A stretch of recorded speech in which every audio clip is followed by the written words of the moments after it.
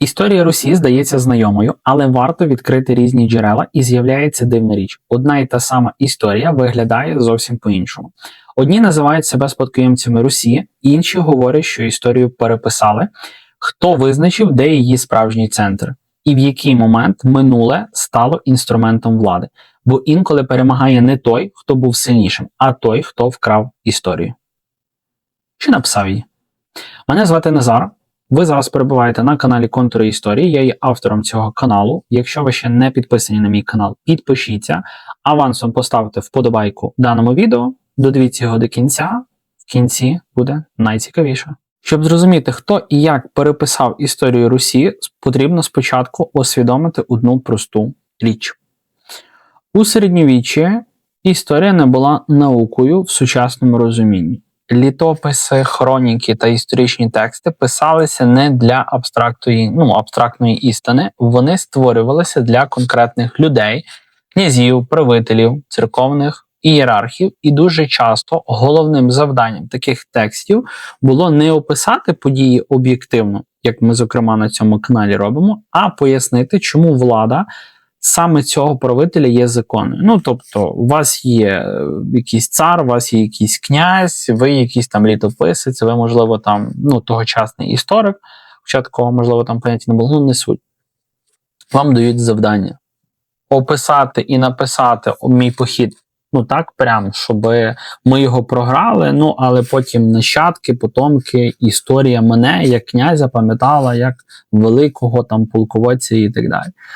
І логічно, що ви це робили, бо це ж не зараз, як ми живемо з вами в демократії, що вас, що хочеш говориш, можна крити когось матами, обзивати, матюкати, що хочеш робити, говорити, брехня, не брехня, правда, неправда, клевета, не клевета, що-небудь і несеться і так далі. Вас той князь просто елементарно міг стратити, вбити і до побачення. Вас, вашу сім'ю хочуть катувати, ще щось іде. Тому логічно, що це робили. Ось. Інакше кажучи, історія працювала просто як політичний інструмент. У Русі літописання виникає при княжих дворах і монастирях. Чому також виникає? Бо це все дороговартісний, так би мовити, процес. Тогочасні там папір, якісь і так далі, всі ці осадкування, чорнила, тобто це шалені гроші коштувало. І це оплачувати могли тільки князі, де, власне кажучи, концентрувалися кошти. Літописці збирають події, легенди, перекази, але завжди дивляться на них із позиції свого часу. Наприклад, коли князь приходив до влади, його було важливо показати, по-перше, що він належить до законної династії. Тобто, що він, наприклад, був Рюриковий, його там батько чи якісь, хто перед ним були Рюриковичі, він родич тих ж самих Рюриковичів. Що його влада має божественне виправдання. Що, власне, чому ми всі маємо за ним йти, чого він наш князь і так далі, і так далі. Що саме його місто або його земля є продовженням правильного історичного шляху. Продовженням всього того, що було до цього. Наприклад, якщо Володимир хрестив Русь, що ми, якби продовження Володимира, ми також маємо бути християнами, там не перейти в мусульманство, в язичництво назад вернутися і так далі. Тому навіть у найдавніших джерелах ми бачимо різні акценти. Одна й та сама подія могла виглядати інакше, залежно від того, де і ким вона була записана. Це нормально для середньовічної культури. Історія тоді була частиною політики, релігії та ідеології. Якщо, по правді кажучи, зараз мало що дуже так глобально помінялося, зараз теж є багато заказних книг, праць, наукових дисертацій, там, видань, статей і так далі. Це все теж елементарно легко купляється. Але це вже інакша історія. Ще один важливий момент – відсутність єдиного центру. Після розпаду Русі різні князівства починають створювати власні версії минулого. Тобто, якщо, наприклад, при єдиній сильній Русі, там Новгород це була якась периферія, Чернігів другорядне місце за Київ і так далі, і так далі. Києва вже нема, є Новгород чи є, наприклад, Чернігів, логічно, що вони пробують свою історію переписати і припіднести так, що вони були класніші, крутіші за Київ. Мов, Київ це так було, якби не Чернігів, Києва би не існувало, він би не розквіт і так далі, і так далі. Зараз це то саме робиться. Новгородські літописи мають свої власні акценти, південні свої, північно-східні, власне кажучи, свої. Кожен центр поступово формує власну історичну пам'ять. Це означає, що боротьба за історію починається задовго до появи великих імперій. Коли Київ втрачає політичну першість, виникає вакуум не лише влади, а й історичного авторитету. І саме тоді з'являється головне питання. Хто тепер має право на спадщину Русі? Ну і взагалі її продовжувати. Той, хто контролює владу, поступово починає контролювати і розповідь про минуле. Ну, тобто він починає диктувати, як це було колись. Це універсальний історичний закон. Так діяли Римська імперія, Візантія, Європейські королівства і так далі. І Русь, логічно, що не було винятком. Ну, тобто, Рим, коли кудись приходив, він щось винищував, наприклад, винищив він Карфаген. Стер там його з лиця землі повністю і так далі. Він взяв його всі надбання, ну і зробив своїми. Тобто, хоча Карфаген, він дуже багато в чому, наприклад, там в мореплавстві, в торгівлі і так далі, ну, тобто, взагалі в морському промислі, ну, тобто, вони були набагато крутіші за Рим. Ось, ну і Карфаген був дуже рівним противником Риму, і він цілком його міг знищити і так далі. Ну, тобто, історія там завоювання Ганнібала і так далі, ну, це окрема історія, але відповідності, ну, тобто, щоб було правильне розуміння, що так відбувалося не лише на Русі, так відбувалося всюди, завжди, і, ну, навіть до нашого часу воно також це все збереглося. Тому, коли ми говоримо про переписування історії, важливо розуміти, це не обов'язково означає брехню. Частіше це означає вибір, які події підкреслювати, а які відсунути на другий план. Тому, коли, наприклад, потомки, нащадки щось вивчають, вони вже вивчають оці якісь важливіші акценти, а як це було там насправді, чи, можливо, це не так було важливо, ну, це вже для цього є історики, вони це все розбираються, досліджують, різні гіпотези і так далі, і так далі. І саме в 16 столітті один із центрів сили починає створювати нову, дуже впливову версію минулого. У наступному блоці ми розберемо, як московські літописці вибудували історичну лінію, у якій Русь поступово починає вести до нового центру. Вгадайте, якого? У 16 столітті московська держава переживає період швидкого зростання. На жаль, але є. Влада централізується, зникають залишки автономії окремих князівств. Формується образ єдиної неподільної держави. Але разом із політичною силою виникає нова потреба – пояснити, звідки ця держава взялася і чому саме вона має право вважатися головною. Відповідь шукають у минулому. Саме в цей час з'являються великі літописні зводи, масштабні тексти, які намагаються об'єднати різні історичні джерела в одну цілісну історію. Один із найвідоміших стає Ніконівський літописний звіт. Це не просто хроніка подій, це спроба вибудувати логічну історичну лінію, яка веде від давньої Русі до московських правителів. Таким чином, вона пояснює для тогочасного населення, ну і потенційно майбутнього, чому Москва, вона має право на своє лідерство, має право на своє існування. Ну, тобто це потрібно робити було Москві, це всім потрібно робити, якщо ви хочете рости, масштабуватися і, ну, власне кажучи, щоб вас не розтягали якісь більші держави, які мають на це більше права. Ось, паралельно формується інший важливий текст. Степенна книга царського родоводу. Її головна ідея – показати безперервність влади від перших князів Росії до московських царів.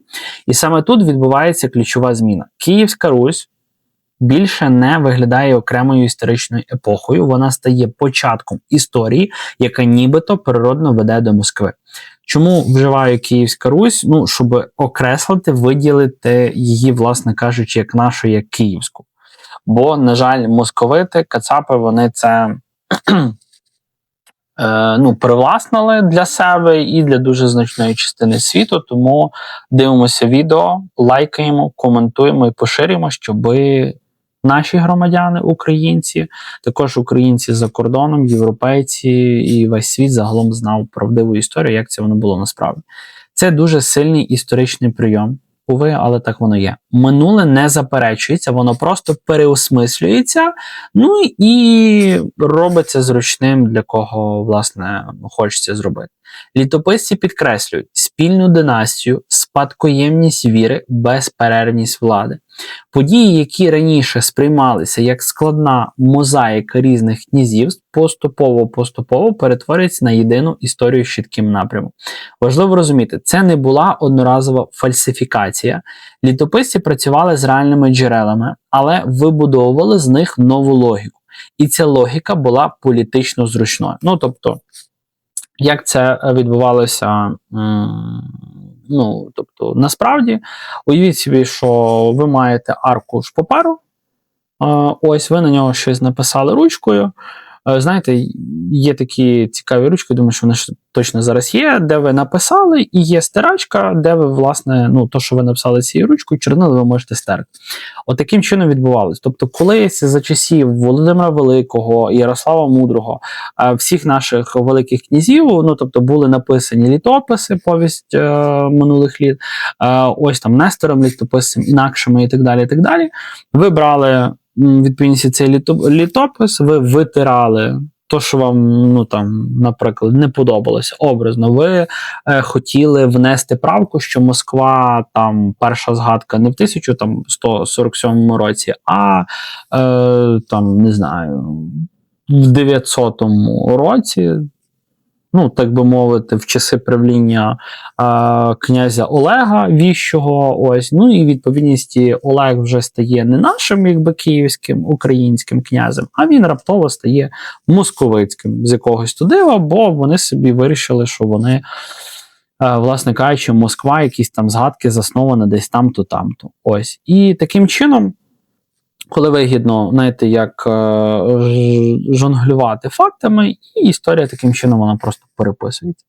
І ця логіка була політично зручною, власне, для московської держави. Чому? Якщо історія Русі веде до Москви, тоді влада московського правителя виглядає не випадковою, а історично закономірною. Тобто московський цар, правитель, він виходить до народу, звертається, цар всія Росії, ми тоді-то, ми половці, печенєги, як зараз одне нахи починається, на гіло закінчується, виходить і розказує весь цей політичний бред, ось, тобто, що за царя і так далі, і так далі. У цей же період формується нова символіка держави, посилюється ідея особливої місії правителя, а минуле починає працювати як доказ законності сучасної влади. Ще один важливий момент. Ці тексти створюються не для вузького кола вчених, вони створюються для народу московитів, для них це створюється. Ось, тобто, що ви розуміли, ця пропаганда, вона ще почалася більше 700 років назад. Тобто, ще вони були князівством, а вони вже почалася для московитів пропаганда.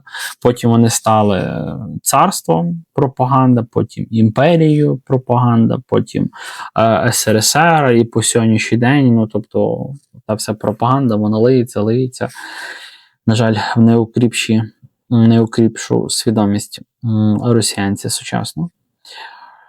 Ще один важливий момент – це те, що, власне, не для вузького кола вчених, вони формують офіційне бачення історії для церкви, для двору і для державної еліти. Тобто, саме тут закладається фундамент майбутнього історичного канону. І з цього моменту історія Русі починає виглядати вже по-інакшому. Не як мережа різних центрів, а як шлях до одного нового центру. Але щоб ця модель стала по-справжньому сильною, їй потрібна була ідеологічна рамка. В наступному блоці, як ідея Третього Риму, перетворила історію на частину великої політичної концепції.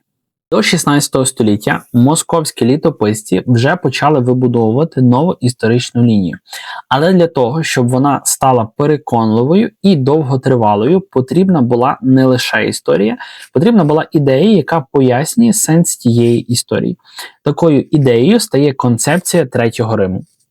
Тут, до речі, хотів би вас повернути до відео на каналі «Контури історії» про, власне, Третій Рим. Є окремий блок, там десь на 30 чи на 35 хвилин відео. Після перегляду цього ви можете переглянути це відео про Третій Рим, і от вам там стане зрозуміло, як оця концепція, ідея, вона виникла. І, до речі, під тим відео про Третій Рим можете залишити коментар, чи вважаєте ви Московію Третім Римом. Перший був класичний Рим, античний, другий – це Візантійська імперія, ну а третій себе вирішили московити, що вони Третій Рим. Ми вже говорили, власне, про її походження. Листи монаха Філофея, формула «Два Рими впали, третій стоїть». Спочатку це була релігійна думка, яка закликала правителя берегти православну віру. Але дуже швидко ця формула починає працювати інакше. Вона стає рамкою, через яку починають дивитися на всю історію Русі. Якщо Москва – Третій Рим, тоді історія набуває чіткої логіки. Перший центр – це був Рим, другий – це був Константинополь, третій – Москва. У такій схемі минуле Русі автоматично включається у шлях до нового центру. Це надзвичайно сильний ідеологічний пропагандистський інструмент. Бо тепер історія – це не просто перелік подій, а доказ особливої місії держави, що вони є продовженням Риму. Ну, Рим теж, якби це була пропаганда, теж в них була особлива місія, ідея. Ну, якщо тоді вони хоча могли там завойовувати там в рабство якісь народи, ну вони могли нести культуру, цивілізацію, розвиток, ну тобто вони справді щось несли. Що могла нести Москва? Ну це, напевно, питання для істориків всіх часів, всіх народів. От реально, що Москва могла нести, крім алкоголю в вигляді водки, балалайки і дураків? Ну і фігові дороги. Що вони ще могли нести людству? От якщо забрати з карти Московію і взагалі з історії їх викреслити, світ був би тільки кращий. Якщо ви згідні, лайк і ставте плюсик в коментарях. Ідея Третього Риму дозволяє поєднати одразу кілька речей. В першу чергу, це релігійна спадковість. Рим була християнська імперія, Візантія християнська імперія, ну і відповідності Московія, наче якби також християнська держава. Ну, на той час ще може була. Друге, це політична легітимність. І третє, це історична безперервність. Влада отримує можливість говорити. Ми не просто сильні, ми історично призначені бути центром. І саме в цей момент історія починає працювати як частина великої і дуже потужної державної ідеології. Це видно навіть у тому, як описуються події минулого. Київська Русь дедалі частіше подається не як самостійна система з різними центрами, а як ранній етап шляху, який завершується в Москві. Інші політичні традиції відходять вже на другорядний план. Це не обов'язково означає свідоме стирання фактів. Ну, можливо, це може радше там просто зміну якихось акцентів свідчити. Хоча, ну, все ж таки, і стирати факти вони цілком могли. Одні події підкреслюються, інші стають менш помітними. Саме так працює ідеологія, це ще один важливий момент. Ця концепція дає історії напрямок у потрібний вектор для майбутнього. Якщо Москва – останній Рим, тоді її роль у світі виглядає не випадковою, а просто неминучою, по-інакшому якби ніби бути не може. І це вже не просто історія, це політична програма. У наступні століття ця рамка стане настільки сильною, що її підхопить уже не тільки церква, а й імперська держава. В наступному блоці, як у 18-19 століттях, історія Русі перетворюється на офіційний імперський канон. У 16-17 століттях нова історична лінія вже існувала, але справжню силу вона отримує чуть-чуть пізніше, в епоху Російської імперії. Саме тоді історія Русі вперше оформлюється як офіційний державний канон. Переломний момент – початок 18 століття. Петро І проголошує створення Російської імперії в 1721 році. Держава змінює не лише політику, а й спосіб мислення про себе. Ну, тобто в них, так би мовити, крила виросли, вони вже так розправили прям плечі, ну і вони вже не царство, вони вже ціла імперія, ну прям. Вона прагне виглядати великою європейською імперією, а для цього потрібна довга і престижна історія. Якщо ви хочете себе, образно конкурувати з Австро-Угорщиною, з Габсбургами, з Францією, Англією, тобто великими, довгими, історичними, потужними монархіями, ви маєте бути такі самі, щоб вас взяли у цей закритий клуб монархії, логічно, що ви маєте відповідати всім параметрам входження в цей клуб. Історія Русі стає ідеальним фундаментом. Чому? Існувала в перше тисячоліття нашої ери. Київ заснований близько 5 століття нашої ери. І в відповідності історія, скажімо так, до тогочасної Московії, можна додати майже чуть ли не 1000 років історії. Це дуже великий і вагомий період. Саме в цей період формується нова академічна історіографія. При дворі працюють історики, які збирають літописи, перекладають джерела і створюють узагальнену картину минулого. Найвідомішим прикладом стає хто? Микола Карамзін. Автор масштабної історії держави російської. Його праця на десятиліття і десятиліття визначає те, як освічене суспільство бачить історію його текстами. І тут відбувається ключова зміна. Якщо раніше історія Русі була частиною літописної традиції, то тепер вона стає державною історією імперії. Карамзін і його сучасники вибудовують чітку лінію. Київська Русь – це була початок, період роздробленості – це був період випробування, піднесення Москви – відновлення єдності, імперія – логічне завершення історичного розвитку. Тобто, Москва всіх врятувала, всіх об'єднала і виросла до імперії. Як класно, як круто.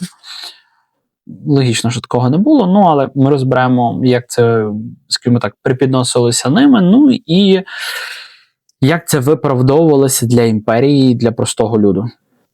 Це дуже сильна концепція, бо вона створює відчуття історичної закономірності. Імперія виглядає не новою державою, що щось виникло, створилося ким, і це можна побороти, знищити, відторгувати, а це виглядає ще з нащадків предків, що воно, власне кажучи, існує.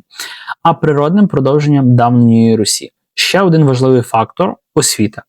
У 18-19 століттях історія починає викладатися в навчальних закладах. Підручники поширюють єдину версію минулого серед широкої аудиторії. Історія перестає бути тільки справою літописців, вона стає частиною державної політики і насаджуванням потрібної і правильної історії всім простим людям. Через школу, університети і державну службу формується спільне уявлення про минуле. Саме тоді закріплюється образ Русі як початку імперської історії. Скажімо так, на даному кроці, напевно, все ж таки важливо розуміти, це була не єдина можлива інтерпретація. У різних регіонах існували інші традиції пам'яті, інші історичні школи і власні погляди на спадщину Русі. Проте імперський наратив мав головну перевагу, за ним стояла ціла глиба тогочасної держави. І тому саме він стає домінуючим. Тобто вони просто за рахунок свого впливу, грошей, підкупів, ваги, впливу, вони просто перебороли всі інакші тогочасні, скажімо так, історії і вектори. Але історія ніколи не буває одноголосною. У наступному блоці ми побачимо, які альтернативні версії історії Русі існували паралельно і чому вони не зникли навіть під тиском офіційного канону. Попри те, що в Російській імперії сформувався потужний офіційний історичний канон, це не означало, що всі сприймали минуле однаково. Тобто, звичайно, що завжди є якісь протести, протестанти, так би мовити, інаковірці, які, слава Богу, борються з цією машиною пропаганди. Паралельно існували інші традиції пам'яті, які по-іншому дивилися на спадщину Русі, слава Богу. І починається це ще в середньовіччі. На землях Великого князівства Литовського руська традиція нікуди не дівається і не зникає. Тут продовжують використовувати руську мову, в діловодстві діє власна правова система, зберігаються місцеві літописні традиції. Для місцевої еліти Русь – це передусім історична спадщина Києва, пов'язана з південними та західними землями.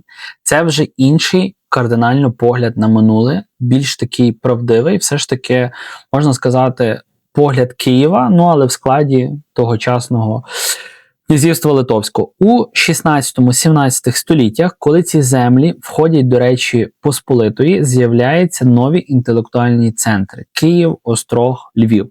Тут формується власна історична культура, яка поєднує православну традицію з європейськими впливами. Історія Русі в цьому середовищі нікуди не зникає, але розвивається вже трошечки інакше. У 19 столітті ситуація стає ще складнішою. У Європі починається епоха національних рухів. Народи шукають власне минуле, створюють національні історії, переосмислюють старі джерела. На українських землях історики й інтелектуальні діячі дедалі частіше підкреслюють роль Києва як окремого історичного центру. Русь починає розглядатися як частина місцевої історичної традиції, а не лише як початок імперської історії. Ну, тобто, як бачите, слава Богу, краще пізно, ніж ніколи, в 19 столітті ми, українці, згадуємо, що в нас, виявляється, був свій власний історичний центр, у нас була ціла історія Русі, і це взагалі наше, а не привласнене московитами.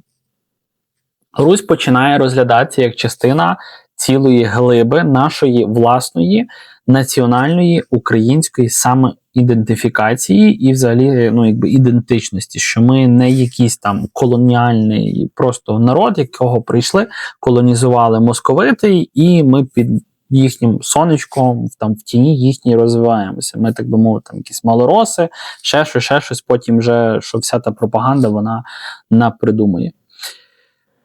Подібні процеси відбуваються і в білоруському середовищі, де також зберігається пам'ять про руську спадщину у контексті Литовської держави. Таким чином виникає кілька різних наративів. Імперський із центром у Москві, литовсько-руський із акцентом на західні землі, наші українські, місцеві національні інтерпретації, що формуються в 19 столітті.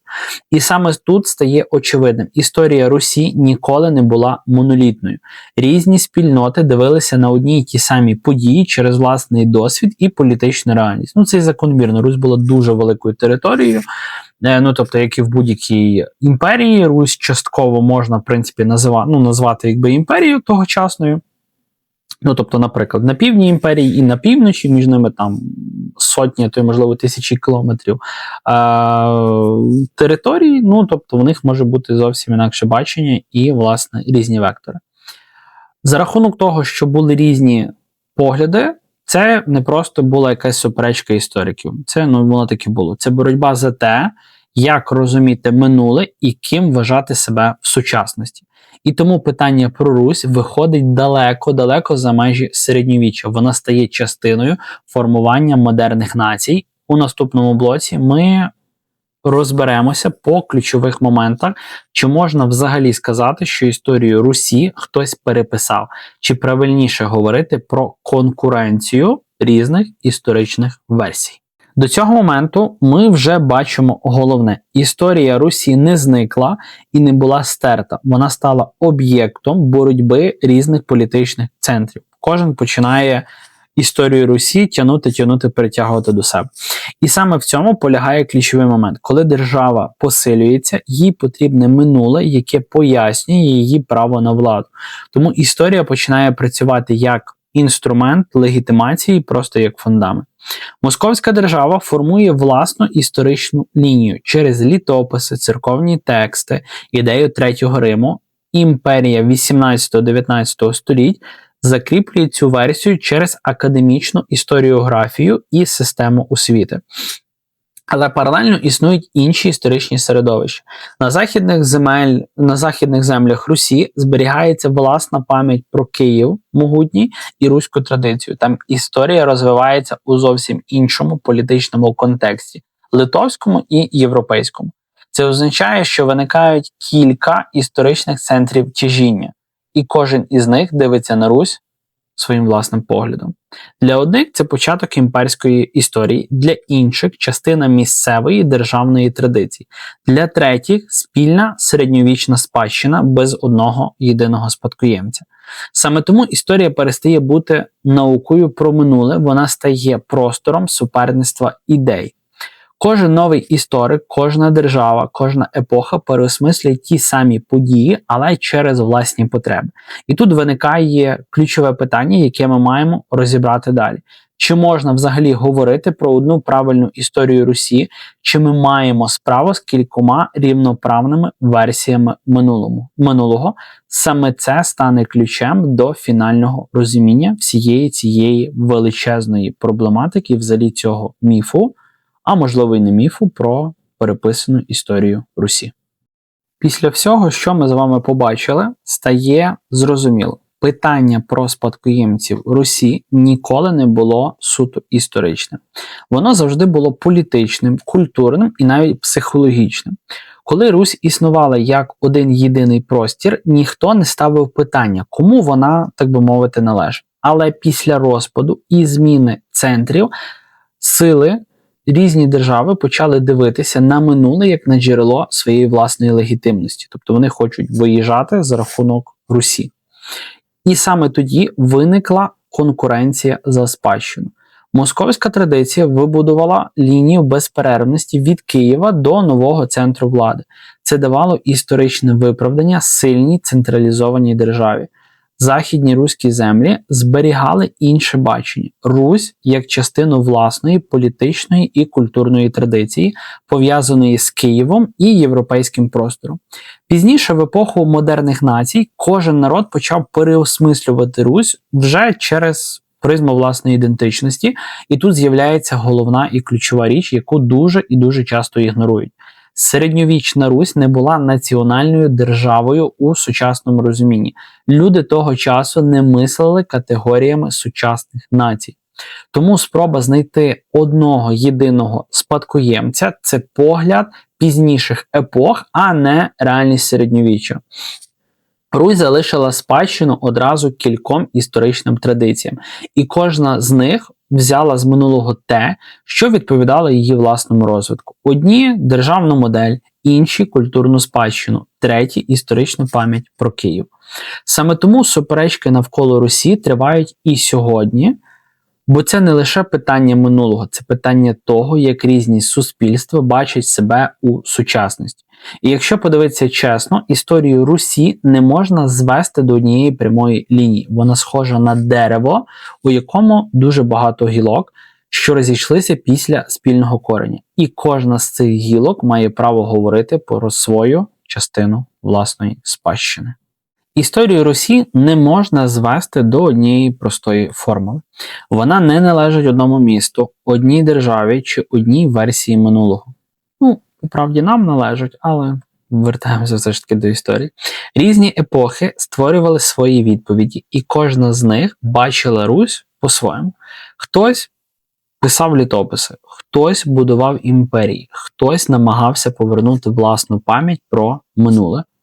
І саме тому суперечки навколо Русі тривають і досі, бо боротьба за історію – це завжди боротьба за те, ким ми є сьогодні.